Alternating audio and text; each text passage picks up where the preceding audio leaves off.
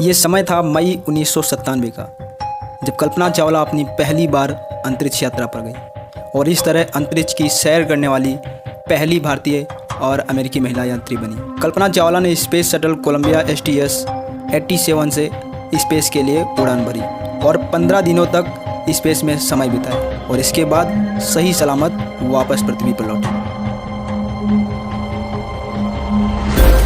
कल्पना चावला ने इस 15 दिन के टाइम पीरियड के दौरान पृथ्वी के ऑर्बिट के कम से कम 280 चक्कर इन्होंने लगाए। इसके बाद फिर एक बार मौका आया 2003 में, जब कल्पना चावला एक बार फिर से स्पेस में जाने के लिए चुनी गई और स्पेस शटल कोलंबिया की उड़ान STS-107 से इन्होंने उड़ान भरी।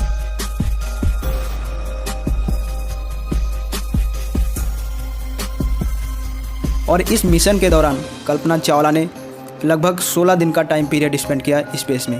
16 डेज का टाइम पीरियड स्पेंड करने के बाद स्पेस में कल्पना चावला वापस पृथ्वी पर लौट रही थी, लेकिन पृथ्वी पर स्पेसक्राफ्ट लैंड होने से पहले करीब 16 मिनट पहले ये स्पेसक्राफ्ट क्रैश हो गया और इसमें कल्पना चावला सहित 7 एस्ट्रोनॉट की दर्दनाक मौत हो गई।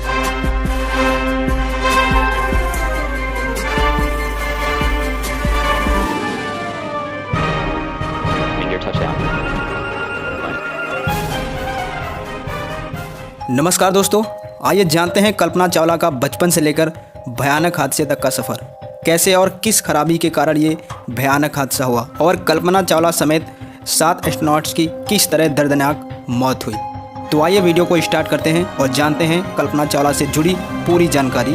दोस्तों, वीडियो में पूरी जानकारी अचीव करने के लिए वीडियो के अंत तक बने रहिए और वीडियो लाइक करिए, हमारे चैनल को भी सब्सक्राइब करिए।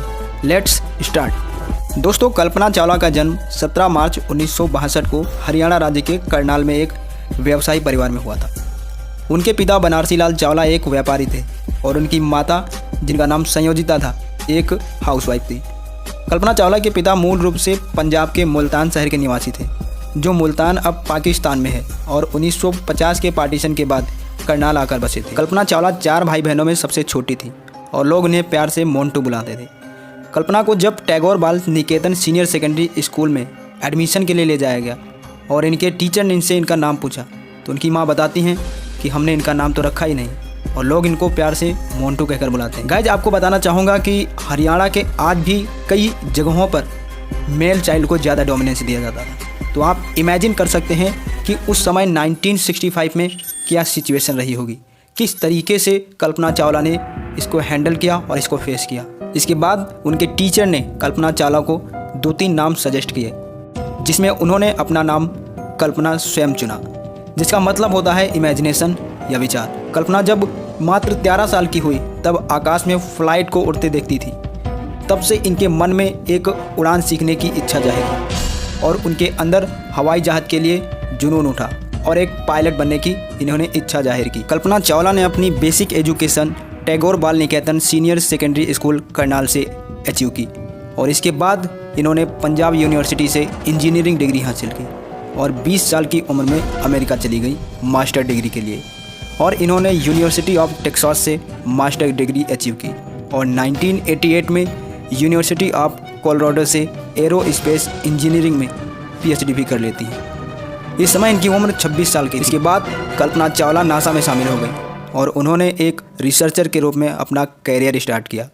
इनका रिसर्च का विषय होता है fluid dynamics aircraft. Kalpana Chawla 1991 में अमेरिका की नागरिकता ले लेती है। फिर 1994 को कल्पना चावला नासा अंतरिक्ष यात्री कोर के लिए अप्लाई करती है और नासा 2000 एप्लीकेंट्स में से 20 लोगों को चूज करता है। 3 साल की ट्रेनिंग के बाद साल 1997 में स्पेस शटल कोलंबिया की उड़ान STS-87 के लिए पहली बार उड़ान भरती है और इस शटल में बैठकर करीब 15 दिन में 250 चक्कर लगाती हैं धरती के।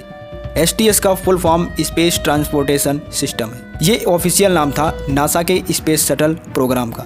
ये चौथा स्पेस शटल प्रोग्राम था। इन सभी में कोलंबिया पहला स्पेस शटल था, जो 1981 में पहली बार गया स्पेस में और हादसे से पहले यह space shuttle Columbia aircraft total 27 सेवाएं दे चुका था। हो सकता है आपके माइंड में ये क्वेश्चन रेज हो रहा होगा कि यही मेन कारण है स्पेसक्राफ्ट के ब्लास्ट होने का, कि बार बार इसका यूज किया जाना। तो इसका जवाब है नहीं, क्योंकि यह स्पेसक्राफ्ट रीयूजबिलिटी पर ही बेस्ड था, जिसका मतलब है बार बार प्रयोग किया जाना। यानी कि हर मिशन के बाद इस स्पेस क्राफ्ट को वेल तरीके से एग्जामाइन किया जाता था, रिपेयर किया जाता था और इसको थॉरली इंस्पेक्ट किया जाता था कि इसमें कोई प्रॉब्लम्स तो नहीं है। दरअसल दोस्तों, कोलंबिया शटल स्पेस क्राफ्ट के ब्लास्ट होने का एक माइन्यूट रीजन था, जिसकी हम वीडियो में आगे चर्चा भी करेंगे। कोलंबिया स्पेस शटल की 24th स्पेस फ्लाइट थी। वो कल्पना चावला की पहली फ्लाइट भी थी, जो 1997 में भरी गई थी। और इस तरह अंतरिक्ष में जाने वाली कल्पना चावला पहली इंडियन ऑरिजिन वुमेन एस्ट्रोनॉट बनी।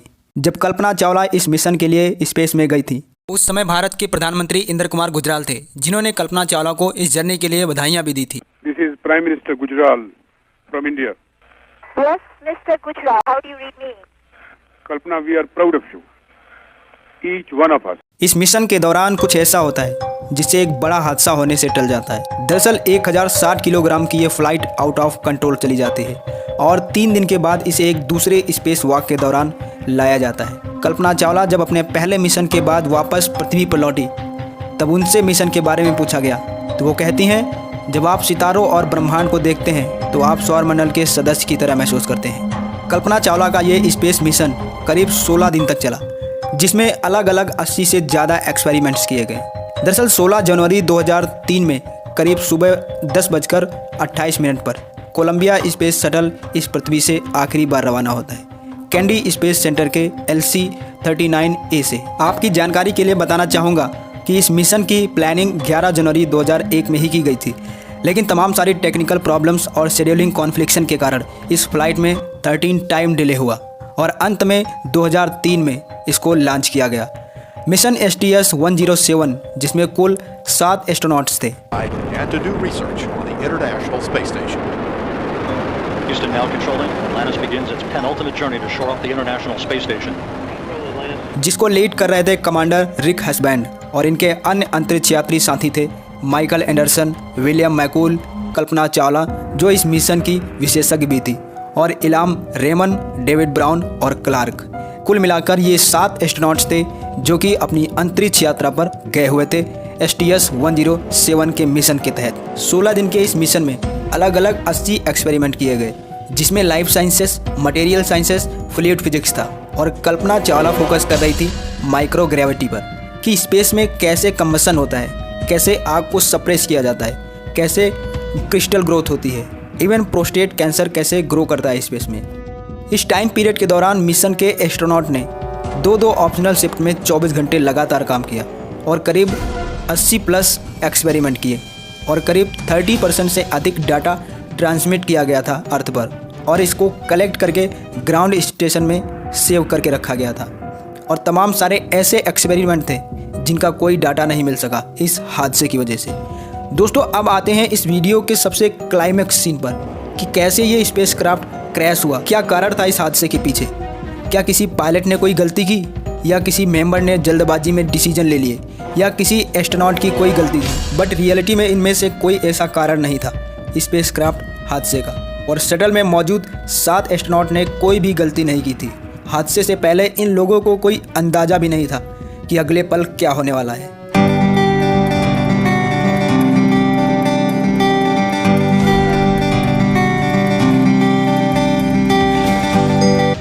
आपने इस वीडियो में देखा कि कैसे सभी यात्री मस्ती कर रहे थे। यह टाइम था 8:58 का, जब एस्ट्रोनॉट्स को एक इंडिकेशन मिलता है कि जैसा होना चाहिए वैसा हो नहीं रहा है, और सामने डिस्प्ले पर कुछ मैसेजेस दिखाई दिए कि स्पेस क्राफ्ट के लेफ्ट साइड के लैंडिंग गियर के 4 पहियों पर प्रेशर लॉस हो गया है। और ठीक 1 मिनट के बाद इस स्पेस क्राफ्ट का सिग्नल टूट जाता है पृथ्वी के स्टेशन से। किसी भी एस्ट्रोनॉट को कोई भी जानकारी नहीं थी कि आखिर क्या हुआ था लॉन्चिंग के दौरान इस शटल के साथ, लेकिन नासा में कुछ लोगों को इस प्रॉब्लम के बारे में पता था पहले से ही, वो भी पूरे 16 दिन पहले, यानी कि मिशन लॉन्च के टाइम से ही। दरअसल जब ये मिशन लॉन्च किया गया था तब करीब 81 सेकंड के बाद स्पेस शटल के बाहरी टैंक से फोम इंसुलेशन का एक टुकड़ा टूट गया था और ऑर्बिटर के बाएं पंख से जा टकराया। ये कोलिजन इतना भयंकर था कि इसमें काफ़ी डैमेज हुआ। उस समय STS-107 लगभग 65,600 फीट की ऊंचाई पर था, जो करीब 1650 मील प्रति घंटे की वेलोसिटी से यात्रा कर रहा था। इस दौरान यान ने 15 दिन 22 घंटे 20 मिनट और 32 सेकंड तक अंतरिक्ष में बिताया और STS-107 एक सफल यात्रा के बाद 1 फरवरी 2003 को पृथ्वी के वायुमंडल में फिर से प्रवेश करता है। लेकिन इस मिशन के ये यात्री दोबारा अपने घर नहीं पहुंचेंगे, इस बात का अंदाज़ा शायद किसी ने नहीं लगाया था, क्योंकि कैनेडी स्पेस सेंटर में निर्धारित लैंडिंग के 16 मिनट पहले अंतरिक्ष यान एक भयानक हादसे का शिकार हो गया और पूरी तरीके से क्रैश हो गया। इस हादसे में 7 के 7 एस्ट्रोनॉट भयानक मौत मारे गए और इस स्पेस क्राफ्ट के सारे टुकड़े टेक्सास शहर के ऊपर बिखर गए। लोगों ने इस हादसे का मंजर अपनी आंखों से देखा कि अंतरिक्ष में कितनी तेज फ्लैश लाइटनिंग हुई है। इस प्रकार विश्व की पहली महिला अंतरिक्ष यात्री की मौत हो गई और उनके साथ साथ इनके सभी अन्य अंतरिक्ष यात्री साथी भी मारे गए और एक भारतीय इतिहास में कल्पना का नाम हमेशा हमेशा के लिए अमर हो गया। दोस्तों, आज के वीडियो में बस इतना ही। यदि वीडियो में प्रोवाइड की गई इन्फॉर्मेशन आपको इम्पोर्टेंट लगी हो तो वीडियो को प्लीज़ लाइक करिएगा और अधिक वीडियो पाने के लिए हमारे चैनल को सब्सक्राइब करना बिल्कुल मत भूलिएगा। मिलते हैं नेक्स्ट वीडियो में, तब तक के लिए जय हिंद, वंदे मातरम।